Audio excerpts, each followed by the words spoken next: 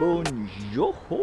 Another day, another overtime, and it's I need to get sunglasses. You know what? I think it's time to buy some sunshades. Cool sunshades. Okay, anyway, parlant en français, je ne peux pas parler français pendant la français. Où est-ce que je suis? À la maison. Oh, the sun is blazing. Oh, I can't see. Okay, I'm gonna do like that. It's tough. It's tough to open my eyes wide. Number one is coop up at home. That's bad. And number two is when you're cooped up at home. Oh no, it's too bright. I just need to get used to it a little bit. Okay. Plus it's dark indoors anyway.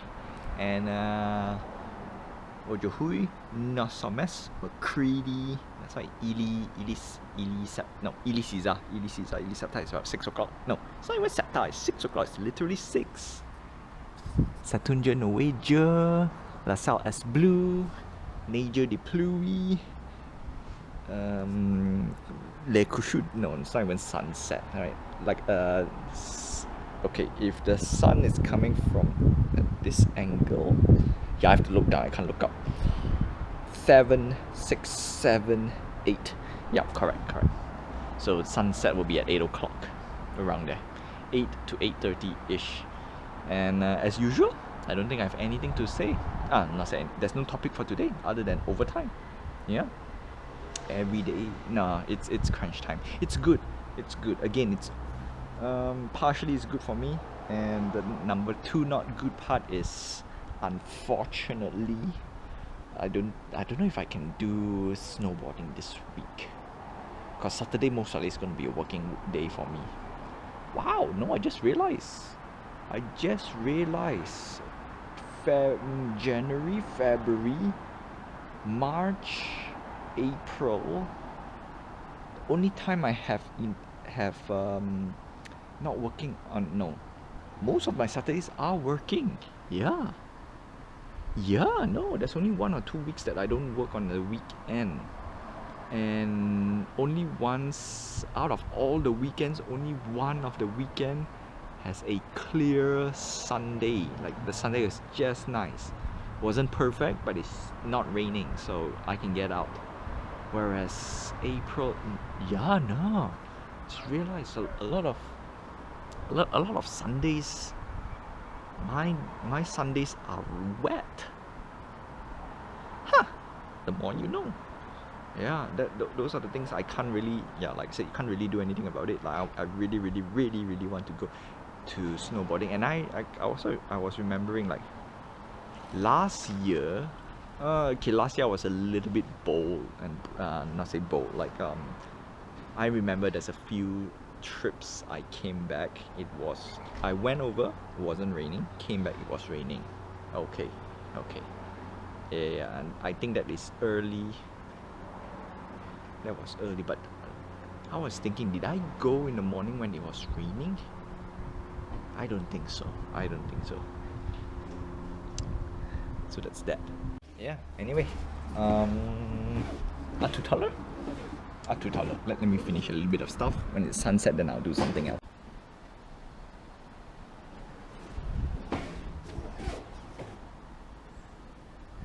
Okay, now it's nice. Le coucher du soleil.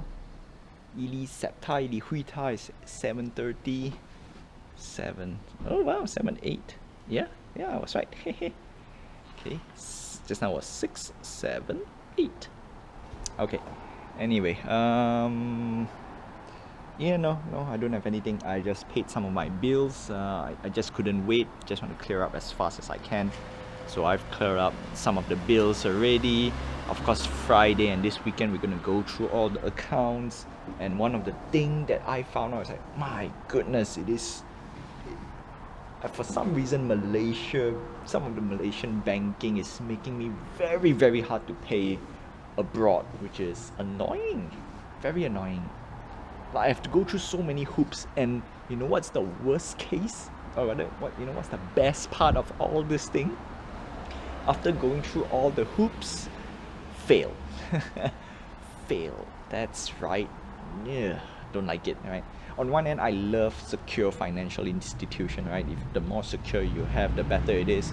But there are some things it gets me because I've been doing this for 10 plus years, 10 plus, 10 years, all right, 10 years already, and then they decided to change everything this year. All right, for the previous 10 years, I've been doing the same thing, right? Again and again and again and again and again, which is, it becomes a routine. I become used to it, and then they just decided, oh, let's upgrade. Great. When they upgrade when I'm abroad, that's bad. That's bad. I think, all right, let's talk security a little bit, because this is very important for people out there, especially with scam and everything. I'll put it as simple as this: if you follow these rules, zero, I can easily say zero, maybe 0.01%, and that is usually on the user side, but I'm gonna say it's near zero.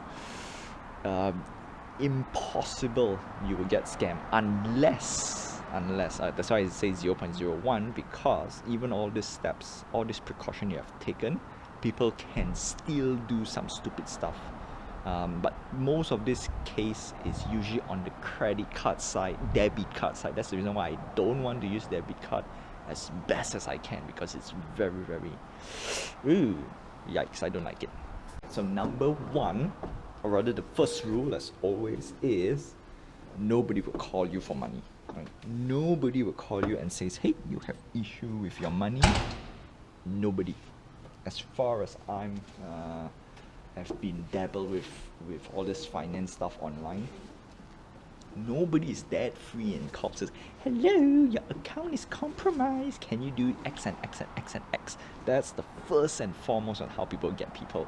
Like, there is zero reason for any bank to call you and say your account is compromised and please send. Alright, see, this is the thing, say please send some whatever particular details over the phone, over phone, over email, over anything. The first thing you want to do is go to the branch and say, hey, what's up? That's it. If they ask anything that is money wise, if they ask especially for particular details, go straight to the branch. There's no way the bank does not have your details, okay? There's no other way, because there's only a few things that the bank will ask, and those are very highly sensitive numbers and data, and yeah, and most of the things is you have to do it face to face.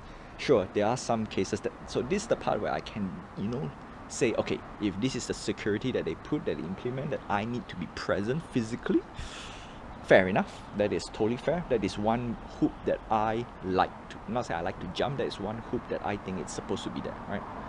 Visit in person, because even in Canada, I'm not bothered with any calls and says, hey, your account is compromised, hey, you forgot to pay this bill, hey, you got these charges, hey, your account is ledger is wonky, or whatever it is, right? This typical scam. I don't care. In fact, this is the fun bit, right? This is the fun bit. There's only a handful of people would know my phone number, and I know nobody calls me, right, out of the blue. Nobody, unless it's a very, very important things. But most of the time, I don't. Usually they'll contact me like WhatsApp, Facebook. It's near impossible. So by having this rule that in place, right, this is excluding credit card, because credit card has its own little funky stuff, is just don't entertain anything, right? You win $1 million, don't bother. You lose $1 million, don't bother, right? Just go straight to the branch and says, hey, what's up, right? 99% I can tell you, right? 99.9% in fact, I can easily tell you that, yeah, your money is safe if you're on a big institution. Sure, there are some cases, I read some news, in fact, some of the articles I read today is, yes, that is countrywide when a bank shuts down, right? America, Canada, there are banks that shuts down, and we all know those are a bit tough, right? So those are a bit tough when bank shuts down, of course. So that's the only reason why I say that 1% or 0.1%, that's the only thing that your money is at risk, is the bank shuts down. Other than that, I don't think you will get any of this stuff. So I've been doing that. And of course, the only thing that I've registered for their, like for example, like TAC. A lot of people like so TAC was one of the major implementation that was introduced for the past, I think, 10, 20, wow, I think it's about 20 years ago. It's still good, right? It's still good because you need to register a phone line, right? And I obviously keep my phone line alive, both Malaysian and Canadian number, especially those I registered in the financial institution, because that's that. And I don't entertain any calls. Like, I'm not bothered, right? Yeah, I'm not bothered with calls, especially from Malaysia, because I really don't care. I don't bother, and I can easily tell you most of the time says, hey, you've got to pay your bills and stuff. Like, I know, I know, I'll do it myself. And so TAC was great. It was great, it was good, it was simple, it was easy.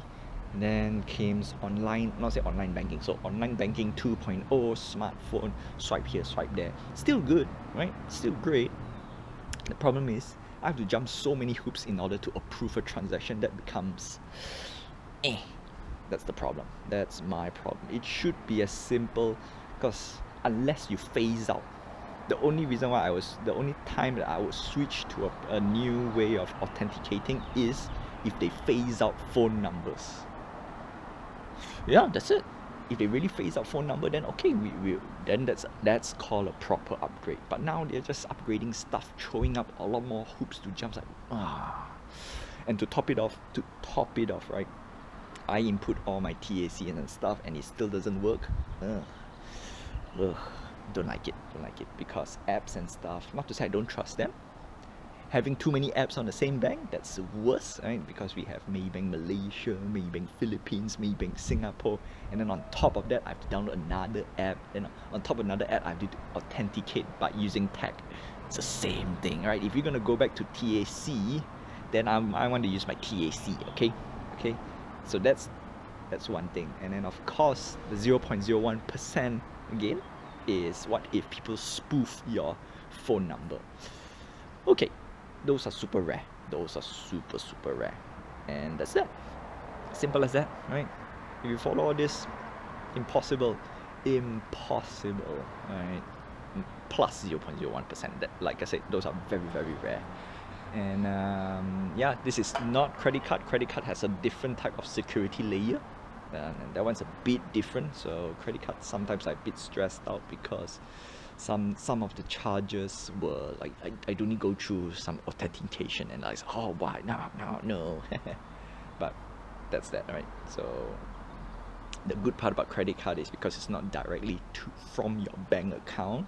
So that means the credit card company has their kind of insurance policy or insurance coverage. So that's why that's a whole different topic. Yeah, because I have bogus charges from weird vendors. Like, oh, when did I do that? It's like, no, call up, and then of course credit card compromise, right? So what I did was I've cut all. To be honest, yeah, I already changed my strategy.